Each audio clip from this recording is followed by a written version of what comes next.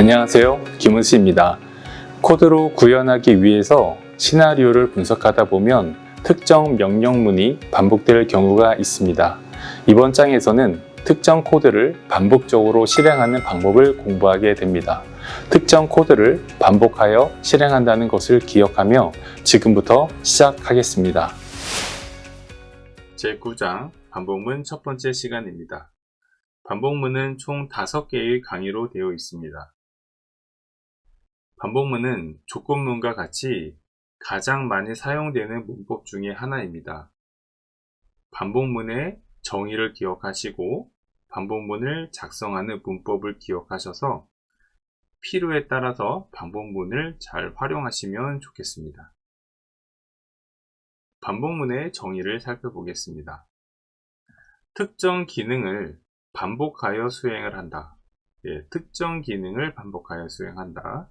이게 반복문의 정의로 보시면 됩니다. 중요한 거는 반복 횟수로 반복문을 수행한다는 것입니다. 어떤 기능을, 특정한 기능, 반복하고 싶은 기능을 반복할 것인데 반복 횟수를 설정하여서 반복을 합니다. 자, 그러면 이 의미가 어떤 것인지 살펴보도록 하겠습니다. 여기 있는 그림을 보시면 0, 1, 2, 3, 4 이렇게 카운트를 세는 겁니다. 0번째 반복해라, 1번째 반복해라, 2번째 반복해라, 3번째 반복, 4번째 반복해라. 이렇게 하면 총 5번을 반복하게 되고요. 카운트는 0부터 시작해서 4까지, 카운트를 0부터 시작해서 하나씩 증가해서 4까지 총 5번을 반복 횟수로 만들어 설정을 한 것이고, 두 번째 예를 보면 시작점을 11로 잡았습니다. 카운트를 11, 12, 13, 14, 15. 의미는 11번부터 시작을 했지만 실제 반복한 횟수는 5번이 되죠. 근데 카운트는 11부터 15까지 세웠습니다.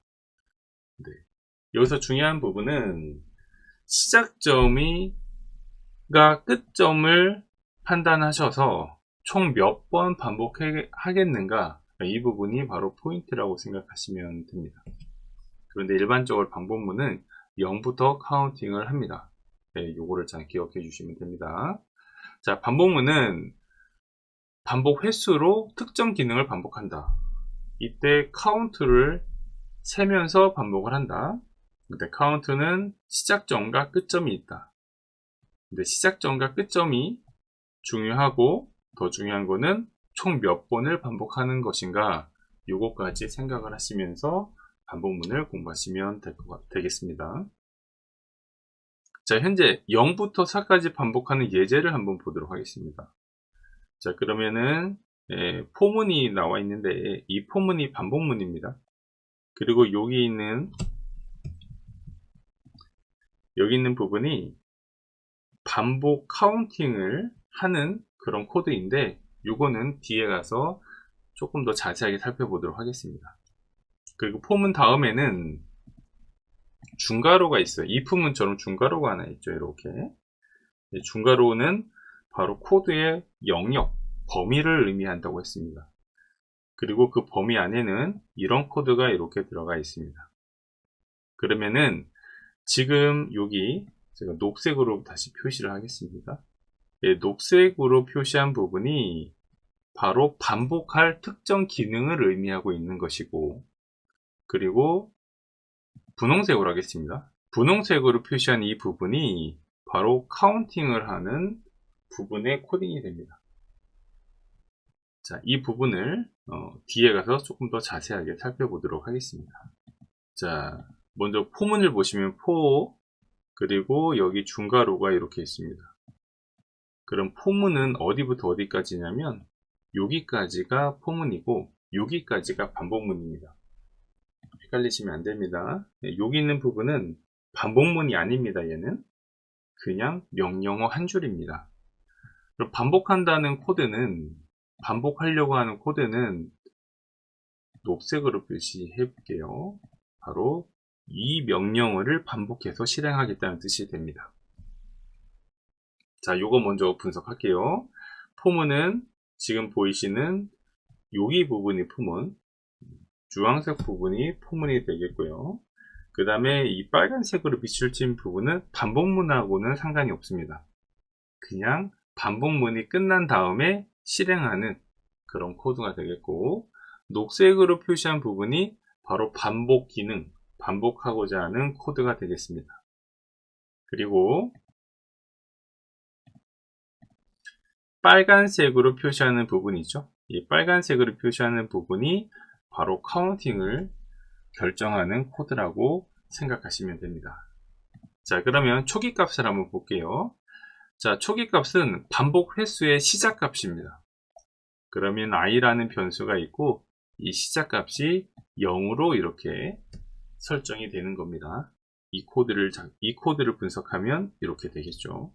자, 그 다음에는 조건을 만납니다. 그래서 조건이 참이면 반복 블록을 실행을 합니다. 요거 잘 기억하세요. 자, 조건이 참이면 반복 블록을 실행을 합니다.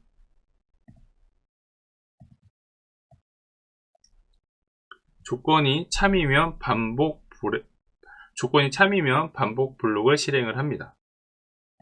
그러면 이 부분이 먼저 실행이 되는 겁니다. 자, 현재 i 값이 0이에요. i 값이 0일 때 조건은 i가 5보다 작을 때입니다. 그럼 현재 i 값이 0일 때는 5보다 작죠? 그럼 조건이 뭐가 되죠? 예, 바로 참이 되겠죠. 참이 되기 때문에 여기 녹색의 코드를 실행을 하는 겁니다. 그래서 이렇게 0이 출력되는 거죠. 현재 i 값이 0이기 때문에. 자, 그 다음에 중요한 게 뭐냐면 증감식을 적용합니다. i 값에 현재 여기 보시면은 i 값을 출력을 한 다음에 증감식이 적용이 되는데, 증감식은 i 값을 하나 증가시키는 겁니다. 네, 그러면은 여기는 0이 지워지고 뭘로 바뀌냐면 1로 바뀌게 되는 겁니다. 증감식을 적용하면 i가 0이 아니라 1로 바뀌게 되는 거죠. 그 다음에는 다시 조건을 판별합니다. 증감식을 적용 후 조건을 판별합니다. 여기는 오타를 수정해서 여기는 후라고 바꾸도록 할게요. 증감식 적용 후 조건을 다시 판별합니다. 그러면은 증감식을 적용 후에는 i가 뭘로 바뀌었냐면 1로 바뀐 상태가 되겠죠. 그러면 i가 1일 때 5랑 비교하면 i는 1이죠. 현재 1.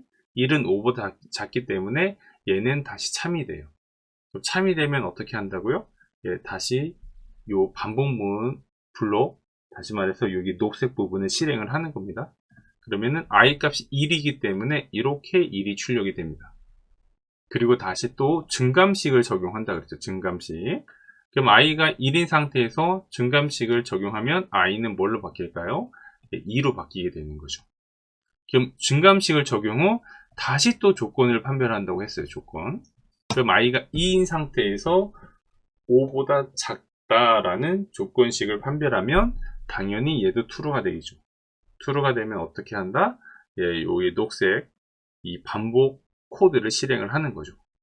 그러면 i가 2인 값을 출력을 하게 됩니다. 그리고 다시 증감식이 적용이 되기 때문에 i는 뭘로 바뀌죠? 3으로 바뀝니다. 그리고 조건을 판별하면 i가 3이에요. 3은 5보다 작기 때문에 얘도 true가 되겠죠. true가 되면은 이 녹색 반복문 코드를 실행을 하게 되겠죠. 반복문에 있는 코드를 실행하게 됩니다. 그리고 나서 다시 또 증감식이 적용이 되죠. 그럼 얘가 4가 되겠죠. 4는 5보다 작죠.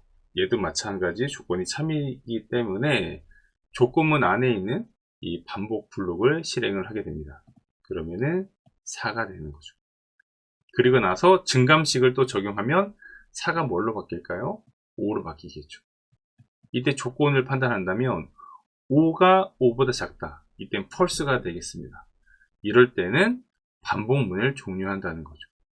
조건이 거짓이면 반복문을 종료한다. 이때 중요한 게 반복문을 종료한다면 이 지금 표시한 그 분홍색으로 표시한 구문이 종료가 되기 때문에 다음 코드인 얘가 실행이 되는 겁니다. 얘를 코드를 실행하면은 이렇게 KKKK가 뜨게 되겠죠. 네, 이렇게 반복문을 분석을 하면 되겠습니다. 이때 제가 증감식이라고 얘기를 드렸는데 증은 증가하는 거, 감소는 감소한다는 겁니다. 현재 여기가 i 뿔뿔이 있기 때문에 얘는 정확하게 증가하는 식일 거고, 만약에 여기다가 i 마이너스 마이너스 이렇게 친다면 하나 감소하는 그런 식이 되는 겁니다. 그런데 일반적으로는 얘를 많이 쓰고 있습니다. 자, 앞서 설명한 부분을 표로 한번 정리를 한번 해봤습니다. 자, 다시 한번 정리를 하고 갈게요.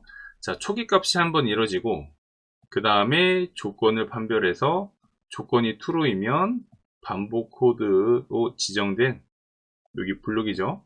여기 중괄호로 지정된 이 코드를 실행을 하게 되고, 그리고 증감식이 적용이 되고 다시 조건을 판별한다 그랬습니다. 한번 볼게요. i의 초기 값은 0이 되고 그 다음 조건 i가 0일 때 조건은 참이 되겠죠. 그러니까 여기 부분을 이 반복 실행은 여기 부분을 의미하고 하는 거죠. 그러면은 얘를 반복 실행하기 때문에 0이 출력되고, 그리고 나서 증감식이 동작하기 때문에 i 값은 1로 바뀌게 되는 겁니다. 이때 조건을 비교하면은 참이 되기 때문에 반복 실행하는 이 코드를 실행하고 2를 출력하게 되고, 그리고 나서 또 증감식이 동작을 하겠죠. 그럼 i 값은 2로 바뀌고 다시 조건을 판별하고 조건이 참이 되기 때문에 이 반복 코드를 실행을 하게 되겠죠. 그리고 나서 다시 i 값이 3으로 바뀌고 증감식에 의해서 3으로 바뀌고 조건을 판별하고 참이 되기 때문에 반복 코드를 실행해서 3이 출력이 되고, 그리고 다시 증감식이 동작해서 4로 바뀌고 조건을 판별했는데 참이 되겠죠. 그러니까 반복 코드를 실행해서 4를 출력합니다. 그리고 증감식이 동작해서 i가 5가 됐어요. 이때 조건은 거짓이기 때문에 포문이 종료가 되고, 자, 포문이 종료가 되면 포문이 이렇게 있습니다. 종료가 되면 다음 코드가 진행되기 때문에 이 코드가 실행이 되는 거죠. 요거 놓치지 않길 바랍니다. 자, 반복문 포문 두 번째 예제를 분석해 보겠습니다. 먼저는 포문의 구문을 한번 분석을 해 보겠습니다. 현재 반복문이 이렇게 작성이 되어 있고요. 여기 보시면 중괄호로 반복하는 코드의 범위를 이렇게 구분을 해 놨습니다. 그럼 결과적으로 파란색으로 표시하는 부분을 반복하겠다는 의미를 갖고 있습니다. 그리고 녹색으로 표시하는 부분, 이 부분이 반복하는 카운트를 결정하는 코드입니다. 첫 번째 거는 초기값, 두 번째 거는 조건, 세 번째는 증감식 중에 증가식이 되겠네요. 자, 그러면 한번 살펴볼게요. 처음에 i값, 초기값은 0이 됩니다. 0으로 설정했기 때문에 0이 됩니다. 그리고 조건을 판단합니다. 현재 이쪽이 i값이죠. i값이 0이 10보다 작다. 결과는 true가 되겠죠. true가 되니까 이 파란색 반복문을 실행을 합니다. 이렇게 파란색 반복문을 실행을 합니다. 반복문을 보시게 되면은 이 반복문, 이 코드를 반복되는 코드를 보시게 되면은 먼저 i 값을 출력을 합니다. i 값은 0이죠. 그러니까 0을 출력을 하고 그 다음 코드를 보면 i 값을 하나 증가시키는 코드가 되죠. 그래서 이 코드를 실행하게 되면 i 값은 1로 증가를 합니다. 그리고 나서 다시 반복되는 코드를 실행하고 나서 증감식이 동작을 한다는 거죠. 그래서 이 코드가 끝난 다음에 i뿔뿔이라는 증감식이 또 i뿔뿔이라는 증가식이 동작을 합니다. 그러면 결과적으로 I 값은 2가 되는 거죠. 2가 된 상태에서 다시 조건을 판단합니다. 조건은 true가 되겠고, 그러면은 파란색으로 되어 있는 반복 구문을 실행을 합니다. 이때 I 값은 2가 되기 때문에 2를 출력하고, 그리고 I 값은 현재 2죠. 2에서 2를 증가하기 때문에 I 값은 3으로 바뀝니다. 이때 다시 증가식이 또 동작을 하죠. 그럼 I 값은 4가 되는 겁니다. 그리고 조건을 판단하면 true가 되고요. 그러니까 다시 이 반복 구문을 실행을 합니다. 4가 출력이 되고 I 값은 하나가 더 증가돼서 5가 되고, 잊지 마세요. 다시 증가식이 동작을 하고, 그러면 6이 되는 거죠. 그리고 다시 조건을 판별합니다. 그리고 조건이 true가 되기 때문에 반복 구문을 실행을 하고 6을 출력하고, 그리고 I 값이 7로 바뀌게 됩니다. 그리고 다시 증가식이 동작하기 때문에 I는 8이 됩니다. 그리고 나서 조건을 또 판단을 하고, 조건이 true이기 때문에 이렇게 실행을 하죠. 8을 출력하고, 여기서 9가 아니라 8이죠. 이건 좀 잘못된 부분이니까 정정을 할게요.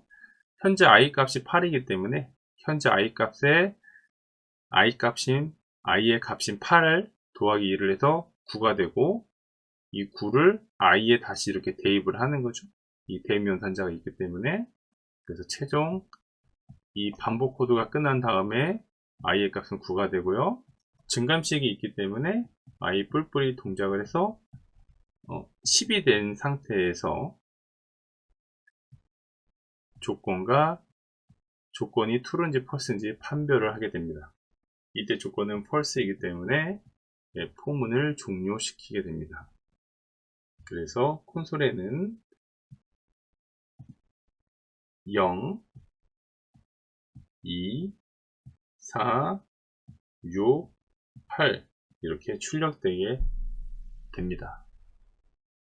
자, 조건문을 작성하다 보면은 무한 루프에 빠지는 경우가 있습니다. 무한 루프는 포문을 작성할 때 카운팅을 합니다. 근데 이 카운팅이 끝나지 않는 거예요. 시작은 0부터 시작했는데 끝나지 않는 겁니다. 현재 이 화면을 보시게 되면은 여기에는 초기 값이 들어가 있고요. 조건이 들어가 있어요. 그리고 증감식이 현재 없습니다. 생략이 되어 있는 상태예요. 그러면 처음에는 i가 0일 때 조건을 판단한다면 0이 5보다 작다. 이렇게 되겠죠. 이럴 때는 조건이 true이기 때문에 이 코드를 실행을 합니다. 그러면 0이 찍히게 되겠죠. 그런데 증가식이 없어요. 그러면 다시 i는 변화 없이 0이 되는 겁니다. 그럼 다시 0과 또 5를 이렇게 비교하면 얘도 마찬가지로 true가 되겠죠. 그리고 또 0이 찍히는 거죠. 그리고 또 i에 대한 증가식이 없어요.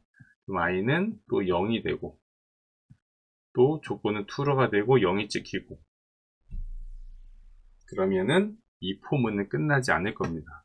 그래서 이런 포문을 무한 루프라고 합니다. 이럴 때는 이클립스에 있는 이 빨간 버튼을 반드시 꺼주셔야 돼요. 그러니까 포문을 작성하시고 연습하시다 보면 의도치 않게 무한 루프가 걸리는 경우가 있어요. 그렇기 때문에 포문을 실행하신 다음에는 여기 보이는 버튼을 꼭 참고하셔서 빨간색이 되어 있다라고 한다면 콘솔에 아무것도 뜨지 않더라도 무한 루프가 걸린 거기 때문에 여기를 마우스를 클릭해서 꺼주시면 됩니다. 자, 무한 루프를 정리를 하자면 포문이 종료되지 않으면 무한 루프라고 합니다. 이는 시스템 성능의 저하 요인이 됩니다. 그러니까 쉽게 말해서 여러분들이 무한 루프를 끄지 않고 계속 두면은 여러분들 컴퓨터가 느려진다는 이야기입니다. 그래서 이럴 때는 수동으로 빨간색 버튼을 클릭해서 강제 종료합니다. 다음 코드를 살펴보겠습니다. 위에 있는 포문은 무한 루프가 발생되는 포문입니다.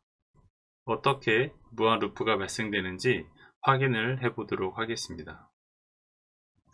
포문을 보시면 초기값, 조건, 증감식이 작성이 되어 있습니다. 초기값, 조건, 증감식 이 세 가지를 가지고 포문이 어떻게 반복되는지 살펴보도록 하겠습니다. 먼저 i 값이 있습니다. i의 초기값은 0이 됩니다. 그리고 조건을 만나면 i는 0보다 크거나 같다. 여기 같다라는 조건에 참이 되기 때문에 반복되는 블록에 있는 이 코드를 실행을 합니다. 그리고 나서 i는 하나가 증가가 됩니다. 그러면 i는 0에서 1로 증가가 됩니다.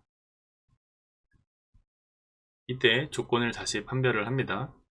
i가 1일 때 0보다 크거나 같다. 이때 i가 1일 경우는 0보다 크다. 이 조건에 true가 되기 때문에 반복 블록을 실행합니다. 즉 빨간색으로 빨간색 박스에 있는 명령문을 실행을 합니다. 그리고 다시 i는 i 뿔뿔에 의해서 하나 더 증가가 됩니다. 그리고 또 조건을 판단해 보면 0보다 크기 때문에 현재 i 값이 2인데 0보다 크기 때문에 또 이 명령문을 실행을 합니다. 그리고 다시 3이 됩니다. 이런 식으로 i는 계속 하나씩 증가할 것이고 증가할 때마다 조건은 true가 됩니다. 즉 조건에 따라서 이 조건에 의해서 false가 되는 일은 생기지 않을 것입니다. 그렇기 때문에 이 구문도 무한 루프가 될 수 있습니다. 옆에 있는 이 콘솔에 찍힌 이 결과값들은 1초도 되지 않은 상태에서 i 값이 이렇게 변한 것을 보여주는 그림입니다.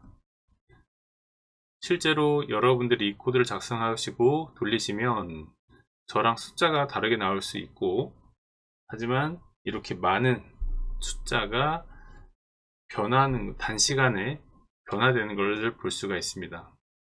이 부분이 포문이 끝나지 않았다는 그런 증거가 되기도 하겠죠. 이때는 여기 옆에 있는 빨간색 버튼을 클릭하셔서 무한 루프를 종료하시면 되겠습니다.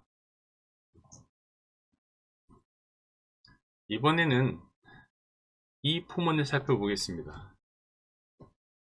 자, 이 포문은 어떻게 동작되는지 포문의 초기값, 조건, 증가식을 분석하면서 살펴보겠습니다. 포문의 초기값은 i는 0이 됩니다. 포문의 초기값 i라는 변수는 0이 됩니다. 조건은 0보다 크다입니다. 자, i가 0일 때 조건을 그려보자면 i 값은 0이고 0보다 크다. 조건이 false가 될 것입니다. 그래서 현재 반복 블록으로 지정된 이 코드는 실행이 되지 않을 것입니다. 결과적으로 이 포문은 한 번도 실행되지 않는 포문입니다. 여러분들이 포문을 작성하시다 보면 이런 경우가 있고 이런 경우도 존재합니다. 그래서 여러분들이 무한 루프를 돌 수 있는 초기값과 조건과 증감식을 작성했는지 한번 확인해 보시고, 또는 포문을 작성했는데 한 번도 실행되지 않는 포문이 있을 수도 있습니다. 이 부분도 잘 체크하셔서 포문을 작성하시는데 유의하시면 되겠습니다. 포문 정리 예제를 살펴보도록 하겠습니다. 먼저 이런 코드가 있을 때는 제일 먼저 블록을 확인하는 것이 좋습니다. 가장 큰 블록은 여기 있습니다. 그리고 이 블록은 이 전체의 코드를 감싸고 있습니다. 두 번째 보이는 블록은 여기 블록이 있습니다. 여기 블록이 있습니다. 이 블록은 포문의 블록입니다. 그리고 저 블록의 영역은 여기까지로 볼 수가 있습니다. 그리고 나서 코드를 위에서부터 윗줄부터 이렇게 아래 방향으로 진행하면서 분석을 하면 되겠습니다. 먼저 이 코드를 분석해 보겠습니다. 첫 번째 코드는 선언문입니다. 그러면 sum이라는 변수를 만들고 초기값으로 0을 대입을 한 코드가 되겠습니다. 그러면 맨 윗줄이 분석이 되었고요. 두 번째 포문을 분석하겠습니다. 포문을 분석할 때는 포문의 초기값, 조건, 증감식을 먼저 분석하시고 반복되는 코드의 영역이 어느 부분인지를 체크하시면 되겠습니다. 자, 그러면 위에 조건과 초기값과 증가식에 의해서 포문이 어떻게 반복되는지 살펴보도록 하겠습니다. i는 0의 값을 가지고 있습니다. 초기값은 i가 0입니다. 그리고 조건을 비교합니다. i가 0일 때 10보다 작거나 같다. 조건은 true가 됩니다. true가 되니까 여기 반복 코드를 실행을 하게 됩니다. 자, 이 코드는 현재 sum의 값에 i 값을 누적시키는 코드입니다. 이 코드를 실행하면 현재 i 값은 0, sum 값은 0, 그럼 0 더하기 0이 되겠죠. 예, 그러면은 sum 값은 그냥 0을 유지하게 될 것입니다. 그리고 이 코드를 실행을 합니다. 이 코드는 콘솔에 가로 안에 있는 내용을 출력하라, 그리고 줄바꿈을 하라, 그런 명령어가 되기 때문에 그 명령어대로 한번 진행을 해 보겠습니다. 자, i는 변수입니다. 그럼 현재 i 값, 예, i 값은 0이 되겠죠. 그리고 이거는 그냥 스트링이니까 그냥 여기까지는 출력이 됩니다. 그리고 sum이라는 변수에 있는 값을 출력해라. sum이라는 변수는 0을 가지고 있기 때문에 0이 출력이 됩니다. 그리고 증가식에 의해서 i는 1로 증가가 될 겁니다. i가 1일 때 조건을 판별해 보면 조건도 true가 됩니다. 그러면 이 코드를 실행을 합니다. 자, 현재 sum값은 0이고 현재 i 값은 1. 다시 말해서 0 더하기 1의 결과값을 sum값에 대입하라는 명령어가 되겠습니다. 자, 그리고 나서 이 코드를 다시 실행합니다. 이 코드는 콘솔에 출력을 하는 그런 코드죠. 자, 현재 i 값은 1입니다. 그렇기 때문에 1이라는 값이 찍히게 되고, 네, 스트링이 찍히게 되고, 그리고 sum 값은 현재 1이기 때문에 1이 찍히게 됩니다. 그리고 다시 i는 2가 됩니다.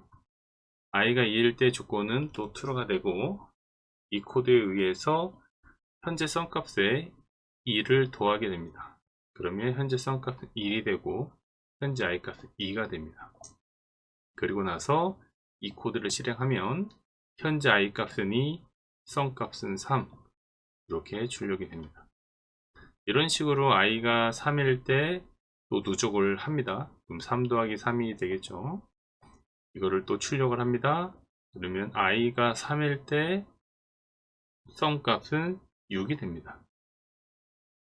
이렇게 해서 i가 10일 때까지 이 조건이 i가 10보다 작거나 같다 이기 때문에 10까지 i가 0부터 10까지 변하면서 계속 누적을 하게 될 것입니다. 그리고 0일 때 누적한 결과, 1일 때 누적한 결과, 즉 누적되는 과정을 이렇게 확인할 수가 있습니다. 그래서 포문이 다 완료가 돼서 조건에 의해서 false가 돼서 빠져나오면 마지막으로 이 코드를 실행을 합니다. 이 코드는 한 번만 실행이 됩니다. 왜냐? 반복되는 반복문이 존재하지 않기 때문에 이 코드는 한 번만 실행이 됩니다. 그래서 이렇게 한 번만 실행이 된 것입니다. 이 코드를 여러분들에게 보여드리는 이유는 개발자가 어떤 의도를 가지고 코드를 작성할 때 중간에 결과값을 확인을 하고 싶을 때가 있습니다. 이럴 때는 이렇게 코드를 한 줄 추가하여서 중간에 나오는 내용들을 이렇게 찍어 보시다 보면 개발자의 의도대로 코드가 동작하고 있는지를 확인을 할 수가 있습니다. 그래서 처음에 자바를 공부하실 때는 이렇게 중간에 본인이 의도한 대로 코드가 동작되고 있는지 코드를 삽입하는 것도 매우 좋은 방법임을 알려드리고 싶습니다. 반복문은 매우 중요합니다. 특정 코드를 반복하는 법을 이해하고 예제를 잘 정리해 두시기 바랍니다. 다음 장에서는 공부할 이중 반복문은 지금보다 더 복잡합니다. 이번 장의 예제를 반복하여 공부하시면 다음 장에서 배울 이중 반복문을 공부하는데 많이 도움이 될 것입니다. 또한 반복문을 작성할 때는 무한 루프를 조심해야 합니다. 이번 장도 수고하셨습니다.